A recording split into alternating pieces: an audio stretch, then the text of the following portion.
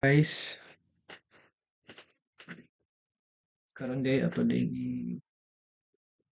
i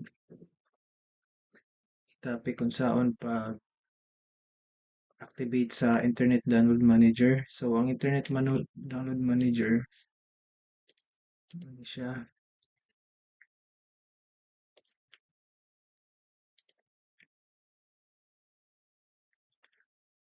kani siya nga kuan program. So ang kuan ani niya is idoble niya ang speed sa pag-download nimo.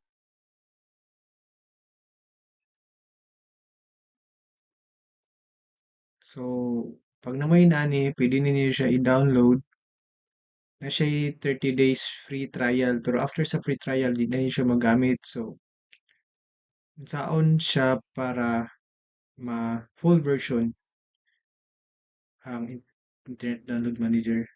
So ang buhaton lang ninyo is adto mo dire kani nga website, then click ni ninyo ni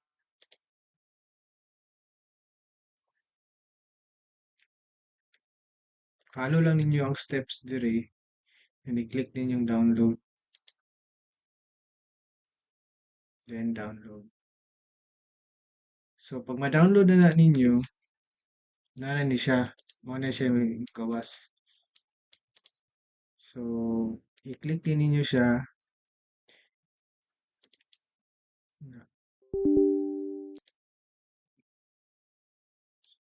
activated. Pwede siya i-reset ang IDM or i-activate ang IDM. So atong i-choose ani isang number 1. So kani siya nga program is pag nanapod mo update na pud ang IDM, mingon siya nga you must update this program, i-update ninyong IDM latest version. So mawala ng previous kuan niya katong gitawag nga full feature. So ipislit lang gyapon ninyo siya para ma-activate na pud siya balik. So magamit na ninyo ang IDM permanently. So i-press na tong 1.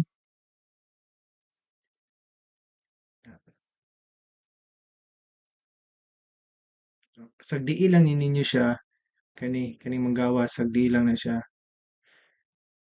Sagdii lang close, close. Kani po sagdii lang na siya close. Kani siya close na. So ang timailhan nga na-activate na yung IDM is kani the IDM activation process has been completed. So kanira may tabuan ni kan ang yung IDM is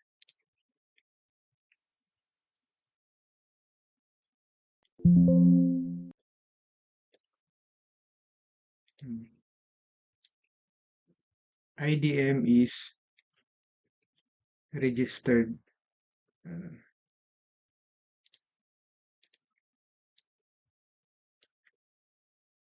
So mo na ni mahitabo sa inyong IDM. So for now guys, mo lang sa ato kuha na po kung sunod na tutorial. So thank you and thank you for your support. Okay, bye.